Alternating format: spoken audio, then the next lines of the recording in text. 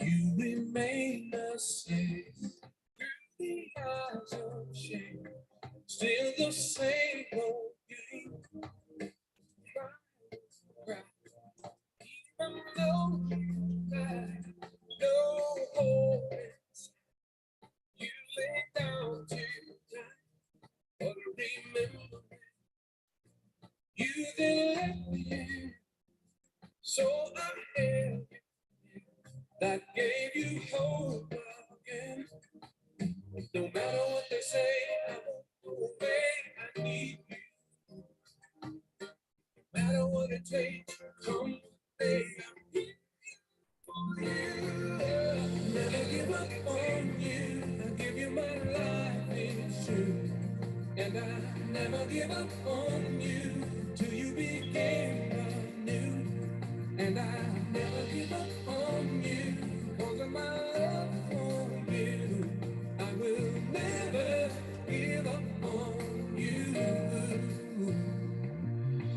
Now and then, when I think of when times I wasn't sin and where I've been, Lord, I needed you, and you always knew you'd see me through, and you'd show me too that you'd come to me, and you'd set me free whenever I believe that you'd never leave. Now I know the cost you paid on the cross. It was free, so I'm no longer lost. No matter what they say, please stay. I need you. No matter what it takes, come what may, I hear you say, yeah. Never give up on, never give up on you. And I will never give up on you.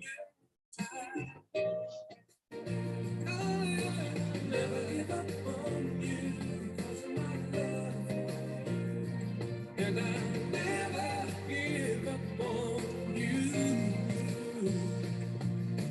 Have no fear, for I am here for you. I will lift you up, you soar again. Believe me, and you will see that I won't forsake you or leave you. Never give up on you. I'll give you my life, it's true. And never give up on you till you begin. I will never give up on you because of my love for you. I'm here for you. I will never give up on, never give up on you. I will never give up on you.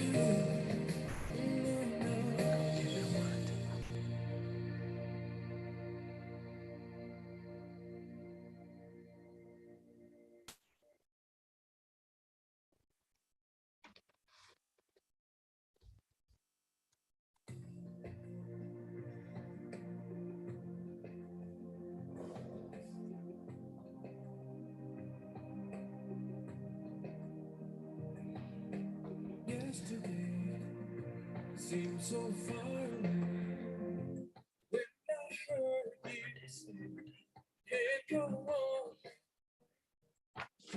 Seasons change, you remain the same. Through the eyes of shame, still the same old game. Cry, cry, even though you had no hope inside. You lay down to remember when you didn't let me in. So I held that gave you hope again. No matter what they say, I won't go away. I need you. No matter what it takes, come with me. never give up on you. I'll give you my life, it's true. And I never give up on you till you begin anew. And I never give up on you because of my love for you. I will never give up on you. Now and then, when I think of times I wasn't listening and waiting, all I need always knew you'd see me and you'd show me too that you'd come and you'd set me free whenever that you'd never. I know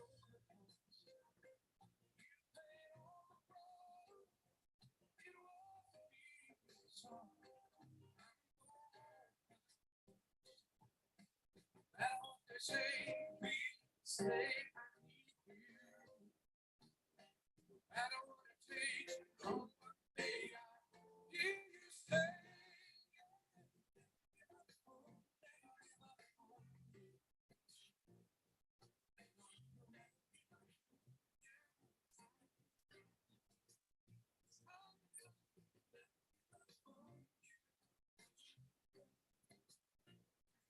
And I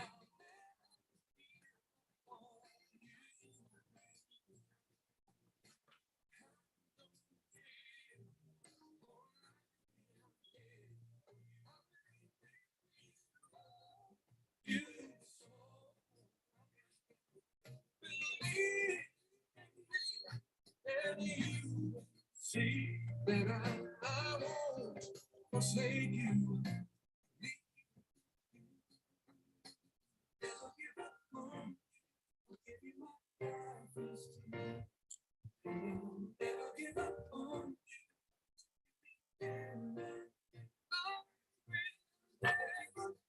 Never give up on you because of my love.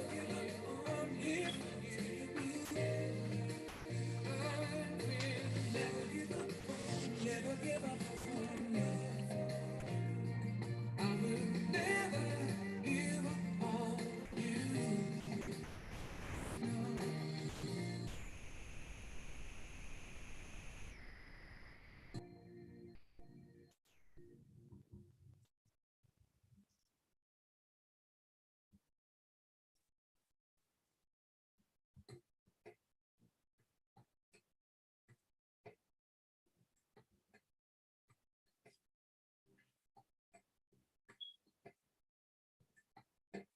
Yesterday seemed so far away when I heard you say, "Can't go on."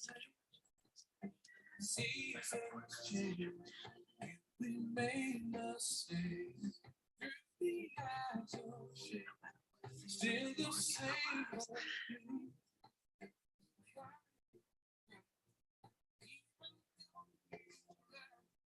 No hope, you lay down to die, but remember when you didn't let me in. So that gave you hope again. No matter what they say, I won't go away. I need you. No matter what it takes, come what may, I never give my life. And I never give up on you till you begin. And I never give up on my love for you.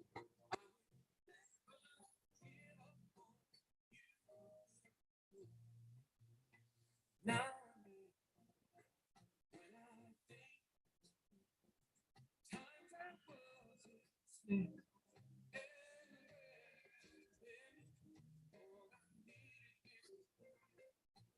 you always knew and you showed me.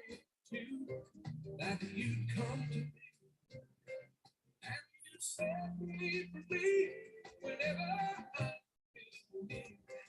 that you let now I know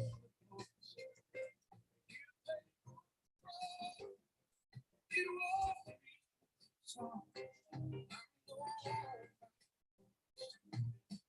I what they say, we say I need you.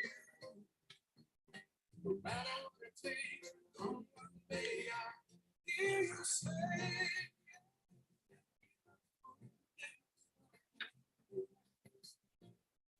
and I know from you,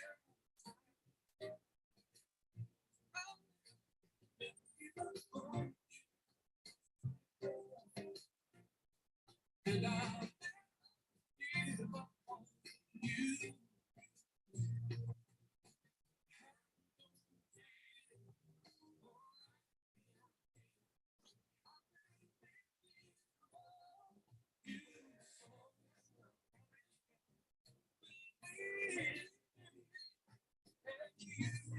See that I'm not forsake you.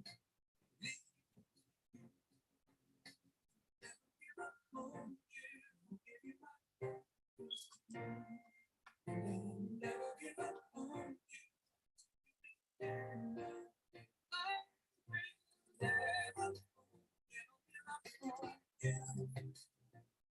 because of my love. I'm here. Never give up on you. Never give up on you. I will never give up on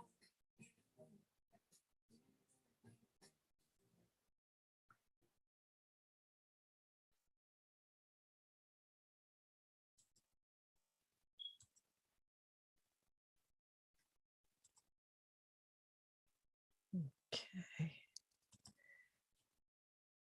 All right. Well, welcome everyone to Birmingham Bible Church's Winning Wednesday. You are here at the right place and at the right time to receive some great and valuable information that is for our lives and for our living. And so you have just heard a song by Wayburn Dean called Never Give Up on You. And such a befitting song because God never gave up on us. And so we in turn should not give up on him, no matter where we find ourselves during this time, no matter what season of our lives we are in, no matter what we are experiencing. Don't give up on God. Do not forsake him. He is still right there with you. I believe there's a song that says, never give up on God because he won't give up on me. And so great song, has a spiritual meaning to it. Before today, I think it also has a personal message behind it that we should not give up on others in our lives who may be going through some things. And so, of course, listen, all of you who are watching on Facebook, on YouTube, on Twitter.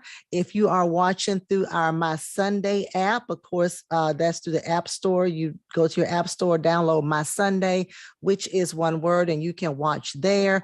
Or if you are watching through our website, thank you so much for logging in and joining. Please make sure you hit the share button. If you are on Facebook, hit the share button, share this information with someone that you know and someone that you love. We have a great topic on today. Another great topic, and it's about Alzheimer's. I am from the deep South, and back in the day, I didn't know what they were talking about. They would call it old timers, and I was like, "What is old timers?" And then, of course, when I got a little older, okay, that's what they're talking about. But a lot of times they said that because when they started being forgetful, they call it old timers. But that's totally different than Alzheimer's. Alzheimer's is just more than that. It's more than just forgetting. And so we have a guest on today who's going to talk all about it. She's going to talk about what it is, what happens, the symptoms, if there's a cure, how can I get help with someone who I know and love, who is experiencing this and going through this. we have Dr. Renee Harmon. She resides here in Birmingham, Alabama. She is a retired, she has been practicing medicine for 29 years. So she has a lot of experience. Her and her husband had the same, they worked together in the same medical practice. And so recently, and well, she's going to talk about this, that Alzheimer's forced his retirement, but she's an author of a book. And so I believe her testimony and her information is going to help those who are caregivers, going to help anyone who has been experiencing this, even personally. And so I am thankful that Renee is here talking to us on today. And so listen, if you're on Facebook, or if you're on YouTube, wherever you're watching, just put your name in the comment section. Put your name in the comment section and say, hey, I'm watching. And so you can also use that to be able to contact her, maybe even through social media, so she can give you some more tips and some more strategies, or she can point you in the right direction. So let's receive Dr. Harmon at this time. Hello, Dr. Harmon. Hi, Pam. Thanks for having me. Oh, definitely. I'm glad your schedule allowed you to join us here on today. And so, of course, you can open up however you want to. If you want to talk a little bit about yourself, that's fine. Or if you want to jump into the Alzheimer's Association presentation, that is great. But you can, let's start with that. Talk to us a little bit about yourself and kind of your journey. I'd like to kind of share our story with Alzheimer's disease, but let me tell you about Harvey first. So Harvey was one of those rare people who knew at the age of 10 exactly what he wanted to be, a physician. And he pursued that goal doggedly. We met in college. Both of us were pre-med and driven. And when we were both accepted into the same medical school, UAB, that clinched it for us as a couple, right? Yeah. And independent of each other, and for different reasons, we both decided family medicine was the specialty that we wanted to pursue. Mm-hmm. So we did our residency out of town, came back to Birmingham, and established Double Oak Family Medicine in 1992.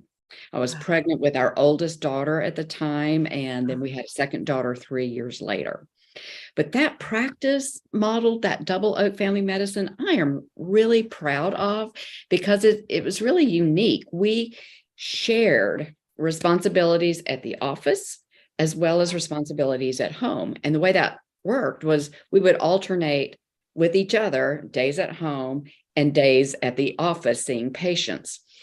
And as the practice grew, the girls were growing. So by the time they were in school, the practice could support both of us being in the clinic seeing patients. Yeah. And then one of us would leave in time for carpool to pick up carpool and cart them around to their afternoon activities. So the ultimate goal was for us to both be at the office full time when the youngest was 16 and could drive herself.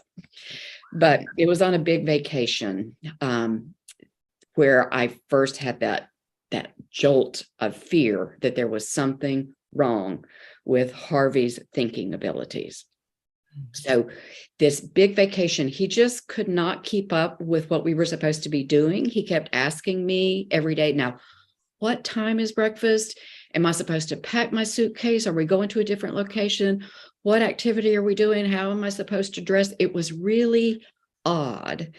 And one day we went zip lining, and he forgot to empty his pockets of his wallet and his keys and his prescription sunglasses like the guide had told us to do. And another night after dinner, we were making our way back to the cabin, and it was pitch black, and we were all walking together, but the 16-year-old ran ahead of us, and I asked Harvey to go with her so she wouldn't get lost.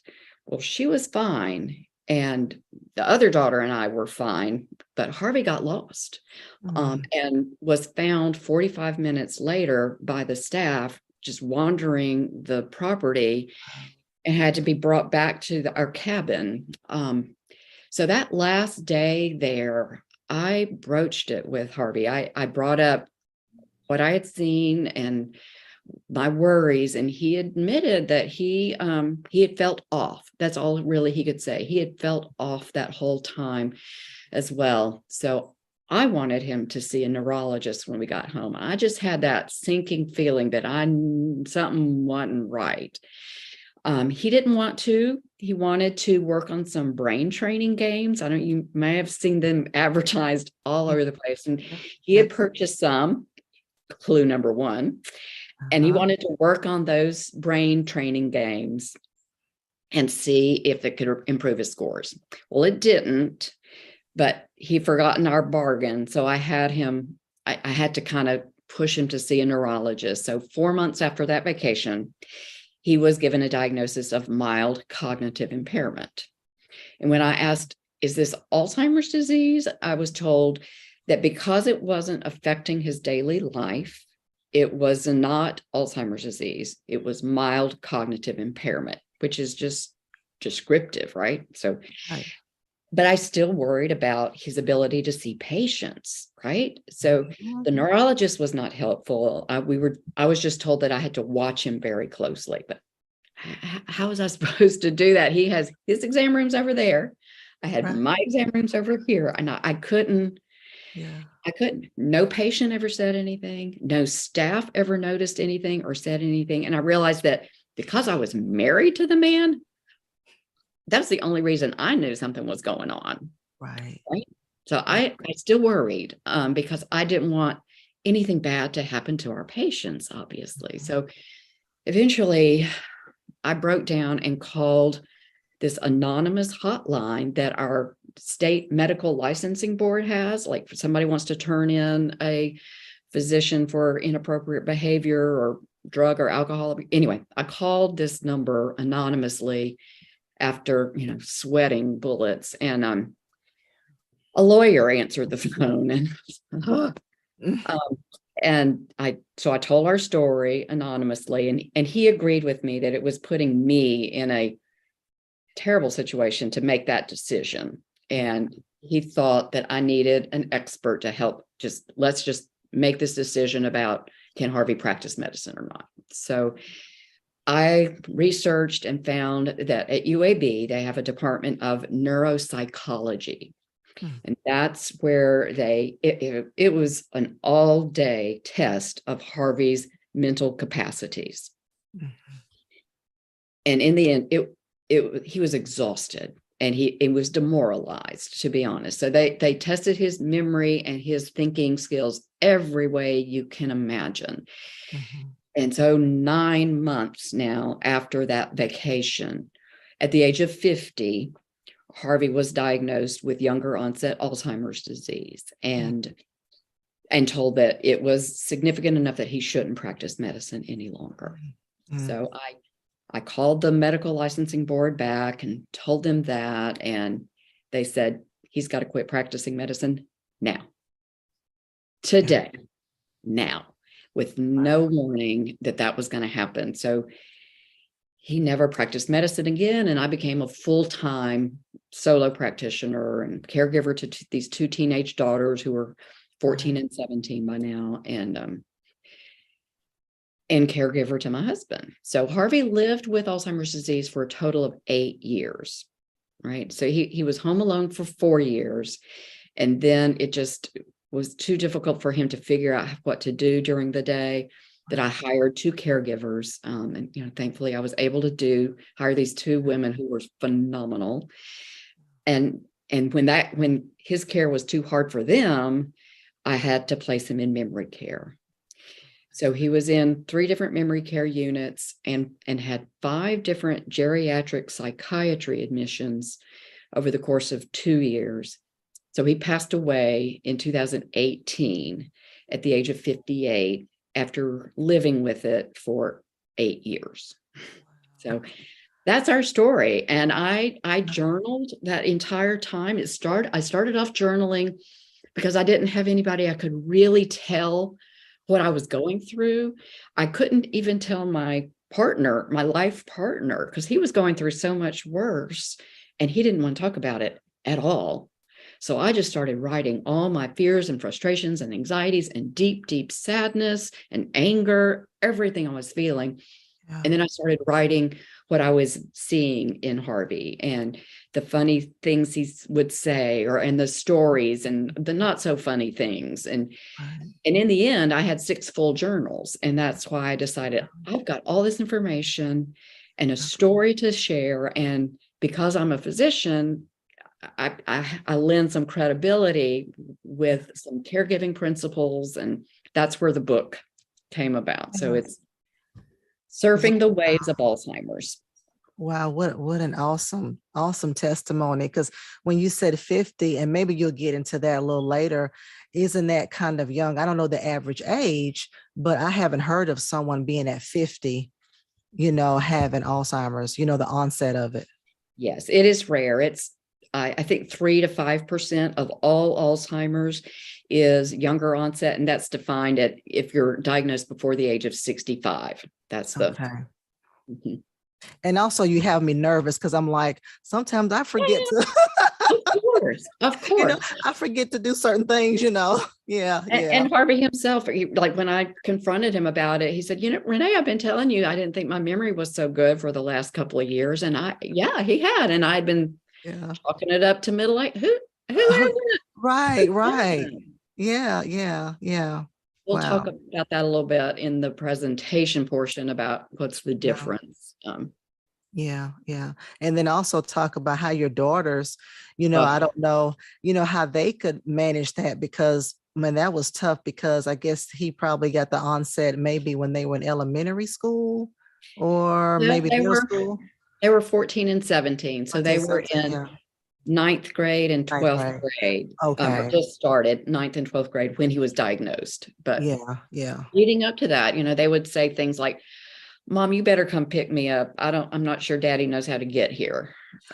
Wow. So Yeah. even then they knew Okay. something was off. Yeah. Okay. All right. Well, yes, ma'am. Well, you can, I'm watching the feeds just to make sure there's not any questions or comments. And so none thus far. So you can proceed into your presentation and we'll ask some more questions as we go along. Okay. Well, I'm going to go ahead and share my screen and this. Okay. So now I'm speaking as a volunteer community educator with the Alabama chapter of the Alzheimer's Association. So in that role, I am going to present their presentation about Alzheimer's disease and dementia. And I'm going to just start by talking about the difference. What is Alzheimer's disease and what is dementia? But first, here's a little quiz for you, Pam, and our audience. Let me see if I know it. Uh, I hope you do. True or false? Alzheimer's is a normal part of the aging process. I'm going to say false. That is false. So it is not normal. Yes, we do lose some of our memory a little bit, but it doesn't impact our daily life. It doesn't change our thinking and our behavior. It is not a normal part of daily life, of aging. So here's another quiz. And if you listen to my story, you better get this one right. I know Even that's younger than right. 65. Yes. That's true. Yeah. So that's true. So again, much less common. Yeah. So there's a video here, but I tend to like to do this myself. So I'm going to be the expert through these sections. So what is the difference between dementia and Alzheimer's disease? Dementia is an umbrella term that just means someone is experiencing progressive thinking loss, right? It's a description, it's a symptom. Alzheimer's disease is the most common cause of dementia, but there are other causes of dementia too, right? So the second most common cause of dementia is vascular dementia. Third is Lewy body disease, but there's you can also have mixed dementia, and that means you have portions of 2 or more different kinds of dementia. But again, dementia just means an umbrella. It's like It's like saying someone has headache. That doesn't say anything about what's causing headache. It might be a migraine headache. It might be vascular headache. It might be a brain tumor. So just saying headache doesn't tell you anything about what's causing it. Same thing with dementia. Does that make sense? And does anybody have any questions about that? That makes perfect sense. Yeah. Good. Because people and doctors use those interchangeably a lot, and it's confusing. Well, let me explain what Alzheimer's is in the brain, right? So I'm not going to be able to talk about other kinds of dementia, but in Alzheimer's, you have an accumulation of this protein called amyloid. We all make amyloid. It's in our brains, but in Alzheimer's disease, there's an inability to clean it out of the brain. So it accumulates. And when this amyloid accumulates in the brain, it gums up the works. As you can imagine, it just gets all gunky in there, and the brain cells can't talk to each other, right? They send each other signals chemically and electrically, but if the works are gummed up, they can't function. And when brain cells can't talk to each other, they die. If you don't use it, you lose it. So brain cells die. And we get what's called atrophy of the brain. The brain shrinks. And the symptoms that we see with Alzheimer's disease correlate with what portion of the brain has died and shrunk. So memory is deep in the brain, like between your ears, and that's usually the first to go, creating new memories. The back of the brain is responsible for interpreting what your eyes see. So that explains why some people with Alzheimer's disease have difficulty with peripheral vision or depth perception. The front part of the brain is for behavior, modulating behavior. So that explains, when that part starts to shrink, that explains some of the behaviors we see. So any questions with that? So let me ask you, so does it, I'm thinking Alzheimer's attacks the memory part first. And so when you see the frontal lobe, the last part being affected, does that mean normally the behavior changes are kind of like the last thing you see? It's a little bit more complicated than that. Okay. We don't know why it starts in memory, and it does spread, but all areas of the brain are affected. Okay. It's just that the front part of the brain is so much bigger. It takes longer for it to show as a symptom, I think. I got you. Okay. All right, let's move on.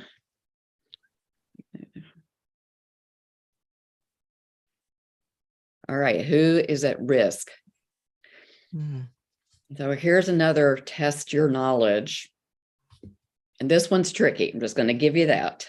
Okay. What is the greatest known risk factor for Alzheimer's disease? Ooh. I'm putting you on the spot, aren't I? Well, I'm going to do the process of elimination. Okay. I'm going to say not age. So I'm going to go with genetics. Yeah. It's age. It's actually age, really? Yes.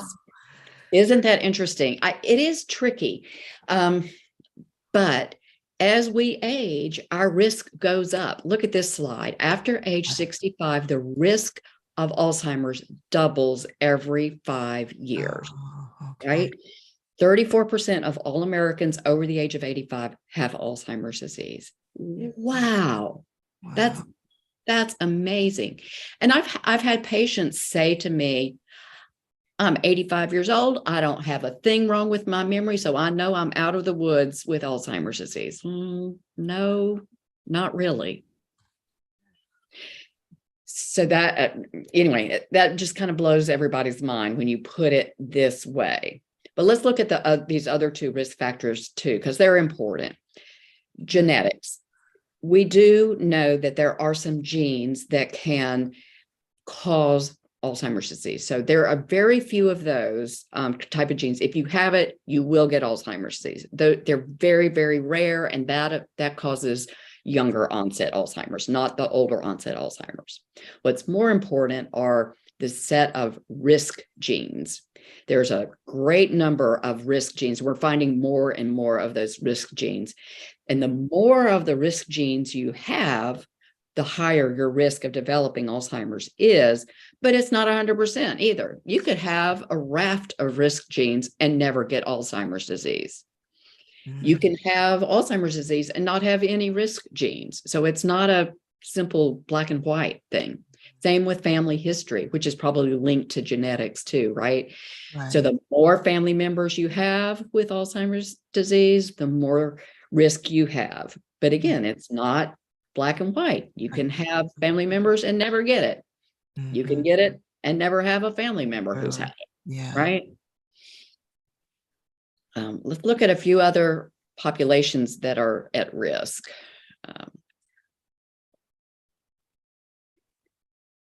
Hispanics have a 1.5 times greater likelihood of developing Alzheimer's. African Americans are twice as likely as Caucasians. So why is that?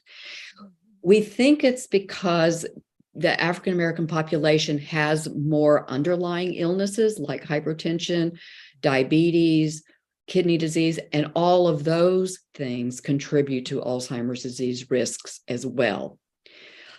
And look at this last point. Oh, Lord. I hope you don't say women. There you go. Oh, gosh.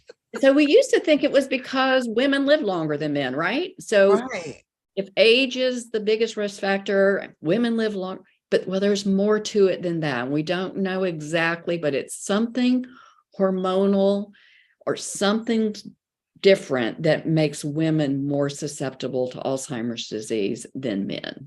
Wow.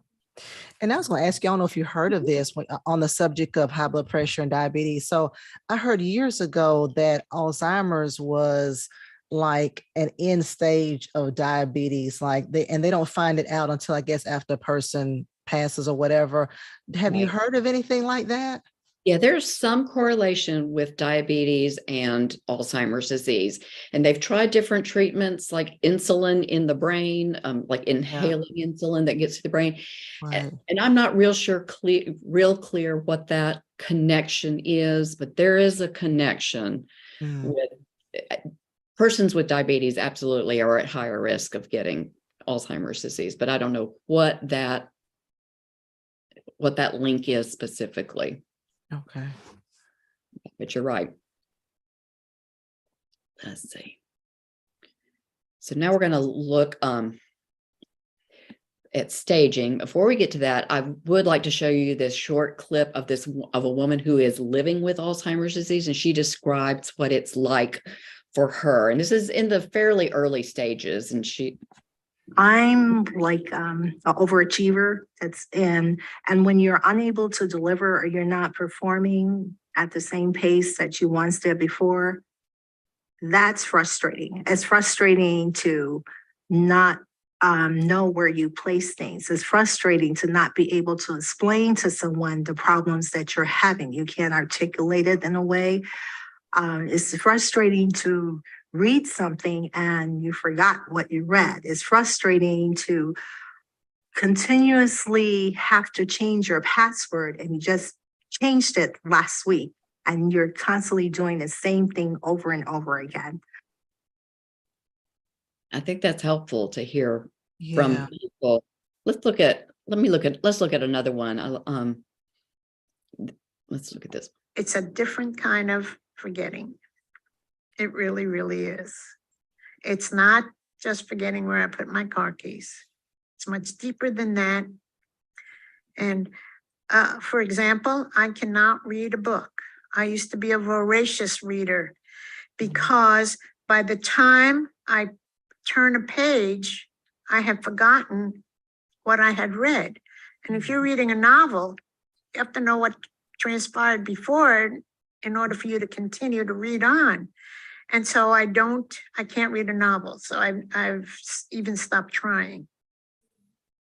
I think both of those women, it's really interesting. You would never have an idea that they have a problem, right? They both are so eloquent, speak so well.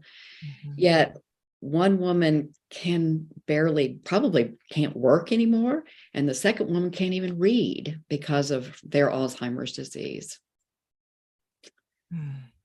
Let's move on to show you the stages. So this is the timeline of what happens with Alzheimer's disease. We now know that this accumulation, this buildup of amyloid happens years before symptoms.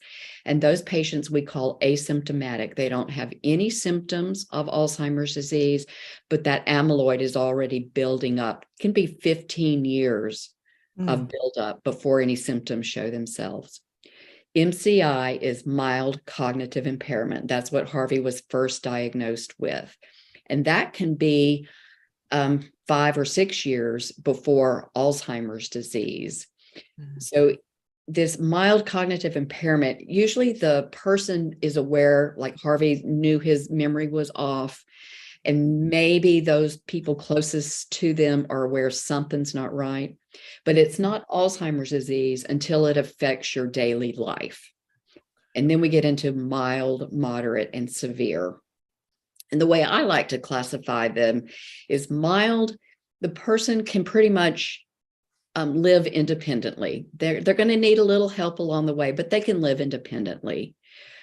Moderate Alzheimer's disease, they need help with routine daily activities. They cannot live alone. They are going to need help with a variety of things, but meals and clothing, and to varying degrees. Moderate Alzheimer's is the longest stage too. That can be 8 years or so.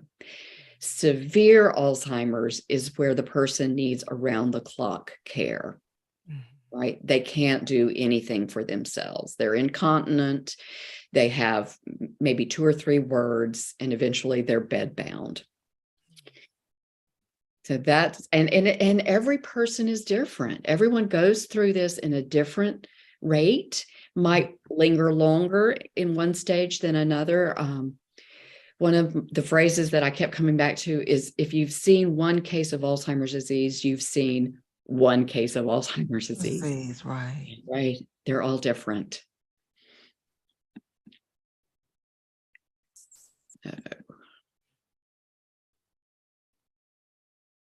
Well, let's talk about treatment and what can we do moving forward? What's available to us now? So Dr. Alzheimer described Alzheimer's disease in 1906. It took us 90 years to get any medications to help. And these 1, 2, 3, 4, 5 drugs that were developed from 96 to 2014, none of those actually affect the cause. They don't do anything to that amyloid in the brain. The way those drugs work is they help the brain function better by creating so that cells can talk better to each other. They change the chemical milieu, the pool of material in the brain so that cells can talk better to each other. But the amyloid is continuing to build up. So they don't stop progression of the disease. They might slow progression of the symptoms, but they don't slow progression of the disease, if that makes sense that way. Right.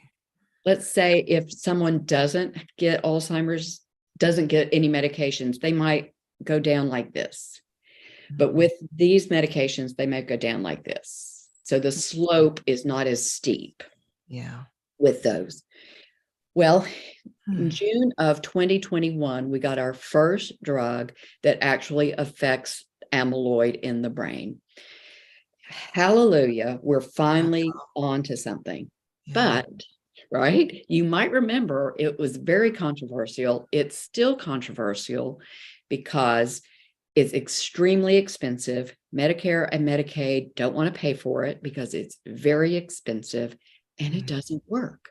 It doesn't work very well, and it has really bad side effects, swelling of the brain. So why didn't it work? We know it cleans out amyloid in the brain, right? We've shown that in mouse models and in human models, amyloid is decreased. But if you remember, I said that brain cells die and you get brain atrophy. Once a brain cell is dead, it cannot regenerate.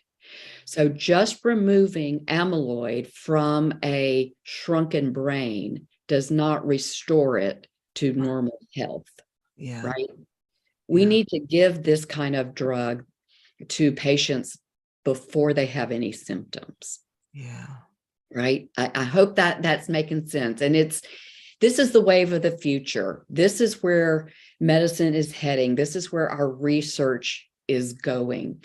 These antibodies against amyloid, and there's a second protein I didn't mention called tau that also plays a role. If we can develop antibody treatment and give them to patients before they have symptoms, then maybe we can make a difference.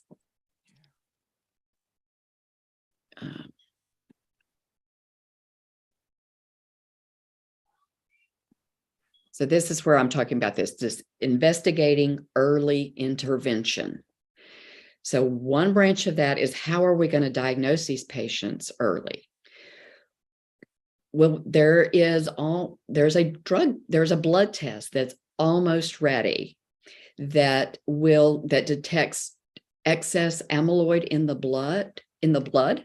And if we can find patients that way, then maybe we can offer these antibody drug treatments early. There's a PET scan that can detect excess amyloid.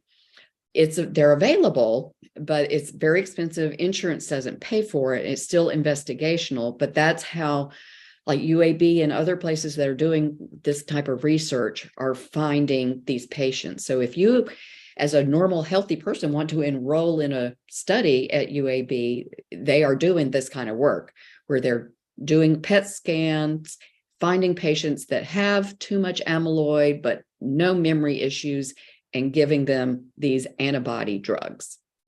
And there's ongoing research about lifestyle factors. So you probably know that healthy diet, healthy exercise, healthy brain stimulation, healthy social stimulation, all help prevent Alzheimer's disease and help decrease your risk. So there are studies that are ongoing that continue to show that, yes, those lifestyle factors are important to prevent your risk, even if you have the genes, even if you have family history.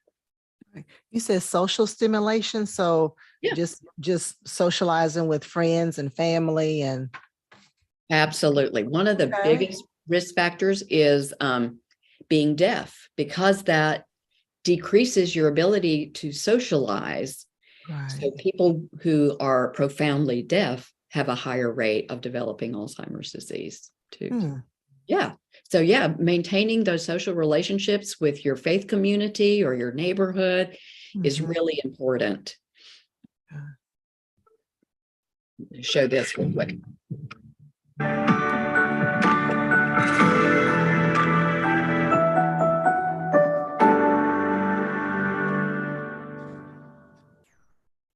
And that is just to remind everyone that I'm with the Alzheimer's Association. They have a chapter in every state, including Alabama. There is a 24/7 helpline for anyone who wants to call you. The phone will be answered by a master's level clinician who will help you with any question, concern you have, and then direct you to our local chapter who might have better resources and to know what's available in our area. Their website is full of presentations and videos like this and articles that you can read. It's very helpful. And that's the end of the commercial for the Alzheimer's Association. Let me ask you, first of all, this was really good. This was great, Dr. Harmon. I learned some things. I know our viewers did too. When it comes to, and I have a question about the personality. So I've also have been told or have heard that if a person is really pleasant in their life, then if they were to get Alzheimer's, they're going to be pleasantly, we used to call it pleasantly confused, or they're just pleasant Alzheimer's. Is that kind of true, or it's just different for everybody? Everyone's different. And you've probably all heard about the person who was sweet and kind all their lives. And then with Alzheimer's, they just turn into a nightmare. And the reverse is true too. Really mean old man might turn into a sweetheart, but they also can just become more of who they were. Yeah. If you've seen one case, you've seen one case. So yeah. And then if we like in the case of your husband, if we suspect somebody has it, I mean, you actually, of course, you're a physician, so you just kind of knew exactly what test to administer. What can we do beyond, I'm gonna take him to my family doctor? Oh, well, the family doctor says, she's okay. What's the next? You mentioned UAB, and I think they're neuropsychological something other. And that was a very specialized department, but okay. The Department of Neurology has a memory clinic that is very, very good. Okay. Yeah. So neurology, and even private neurologists in town are very good at diagnosing and getting started. Some family physicians are, but you never know. Right. And like those two videos that I showed, they may show up at the office and look completely normal, and the physician is like, there's nothing wrong with you. Yeah. But you would want to ask for a neurology consult, and you can refer yourself or your loved one to the memory clinic at UAB. There is a very long wait, and they're working on that. But just that's the best step to get a person diagnosed. Okay, Department of Neurology. Okay. And, amazingly enough, so next week we have somebody coming on talking about wills. And so talk to us or give us some insight. So, for example, if Joe Blow starts having these symptoms, what kind of things need to be put in place? Like, I need to have somebody else on my bank account. I mean, what needs to I know you probably can't go through all of the strategies, but what are some things that kind of need to start taking place before the onset? And then attorneys are like, well, we can't do anything, because blah, blah, blah, That is such a good question, because that underscores why it's so important to get a diagnosis early, right? Yeah. So that the person who's affected can make decisions about their future care. So it's an opportunity for them to say what they want, not that you necessarily can't abide by all their wishes, but at least they can make their wishes known. You can get the will done while they're still able to understand and sign their name, because an attorney won't do that if the person is so advanced that they can't sign. Right. So, and again, another reason to get an early diagnosis, a living will, and that's where you outline what you want to happen. So with Alzheimer's disease is a terminal illness. So the person can say,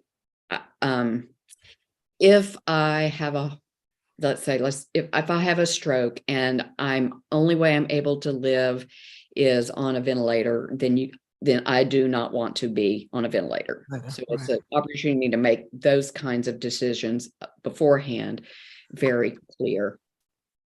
Financially, there's really, I would say every family is different, but getting a power of attorney very early on while the person can still understand it and sign is important. And that way, when the person isn't able to manage their own finances, you've got this power of attorney that you can show the bank and get on their account. Yeah.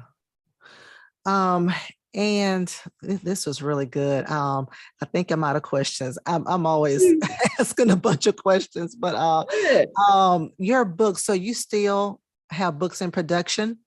Yes, ma'am. So it's available on Amazon, and it's available at Little Professor in Homewood, and it's available like online at Barnes and Noble and Walmart, as well as called Surfing the Waves of Alzheimer's. I have a website where I list where I'm speaking. I speak professionally as well as a volunteer. Yeah. Um, and I write a blog. So I've been posting blog posts for almost 3 years now, 2.5 years. So it's reneeharmon.com. And so you can find some of my writings there and see where I might be speaking. There's some videos of me telling my story too. So Okay, good. And then of course you're also on Facebook and on Instagram. all the social media. All social media. She's all on that. But this was really good. Thank you for sharing your story to all of our viewers. This was very helpful. For those who have family members and for those who think, I may need to get just kind of checked out. And also tell us how we can, of course, I know we can donate to research. I saw that just kind of Googling, Alzheimer's. But also if we want to, yes, they need the money for research, guys. We need the Yes, money for they do. research. Yeah. And all of you young people who are trying to be doctors, hey, this is a great area, because they're still trying to find the cure, for Alzheimer's. So this will be great too for you guys. But how can we go? You mentioned going to UAB or I guess any hospital or whatever and getting tested or getting blood work, just to kind of see what's going on. Yeah, consider enrolling in a drug study. Drug study. Yeah. At UAB. But there are other ways you can help as well. There is a local organization that's separate from Alzheimer's Association called Alzheimer's of Central Alabama. It's alzca.org. They have a list of all the support groups in the area. And they also provide scholarship to people who can't afford daycare for their loved ones who have Alzheimer's disease. We also give continence supplies to people who can't afford continence supplies for their loved ones. So they're a nonprofit organization that supports Alzheimer's patients and their families in a number of ways. So, yeah. Okay, awesome. That's very helpful to know. So that was alzca.org. Yes. Okay, very good. And then I also put out there, we have a member of our church. When I was getting ready for this, I was like, it'd be helpful to know what resources are out there if you need some support to take care of your loved one. And so we have someone at our church, LaShawn Springer. She has Hearts of Angels home health. And so she'll be a great resource too. But definitely, of course, everyone go to the alzca.org to see what free resources are available. But this was a great presentation. I'm just going to give our viewers just a few kind of upcoming announcements. And then when I get through, Dr. Harmon, if you could just share just some final tidbits, final instructions, or just anything that you want to leave with our audience here on today. But thank you so much. All right. So everyone, don't forget, of course, we have our Experiencing God small group that is tomorrow. We are learning about knowing the will of God and doing the will of God for our lives. And so this is a 12-week course. We have been just really blessed by the information. So that is every Thursday at 7. If you want more information or want to be a part of it, this is a Zoom session, of course, and it's private. Please give us a email at ladypam@tcowi.org. Send me an email at ladypam@tcowi.org. For our singles, we're having a singles lunch and learn this Saturday. You want more information about that, please send us an email at singles@bhambc.org, singles@bhambc.org. Same thing for our married couples. Going to be same day, but different time. We're having our married couples lunch and learn. Send us an email at marriedcouples@bhambc.org. Also, as I've already stated earlier, very on-time information for today, because next week on our Winning Wednesday, we have attorney Katrina Graham. She's been with us before. She is the sole proprietor of Creative Mind Law. And so she not only does trademarking, but she specializes in wills. And so very important information to have. Too many people are passing away without a will, even famous people, you would be surprised. And so that is really important, especially if you have children and other people in your lives. And so please stay tuned next Wednesday at 12 noon Central Standard Time. Last but not least, we have our spiritual renewal retreat that's coming up in the month of June, from June 23rd through 25th. We have some awesome dynamic speakers who are going to help us get away with Jesus. We are going to be in the hills of Tennessee, so away from it all, but that's actually is located in White Bluff, Tennessee. Go to our website, bhambc.org, for more information. And then, of course, we will see you guys on Sunday for our temple worship celebration. We'll see you at 10 a.m. We meet in C.W. Hayes School here in Birmingham, Alabama, 505 43rd Street North. And then please come out and support our children, because the millennials are leading the service on Sunday. They're going to be leading the entire service. So, of course, we hope to see you guys then. Dr. Harmon, thank you so much. This was really great. This was really good. I've learned a lot. I'm sure our viewers have too. And just thank you for sharing your testimony and everything. Please, we're going to have you again.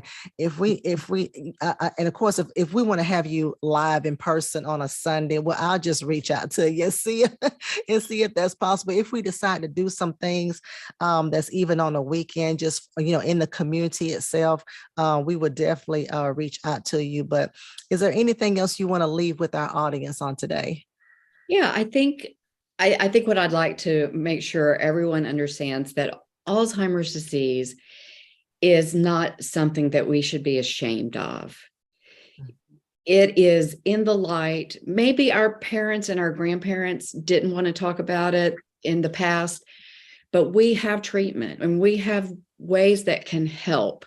We have resources now. So don't hesitate to bring up the subject with your loved one in a kind way, obviously, or if you yourself are concerned, just seek the help that you want, because it is not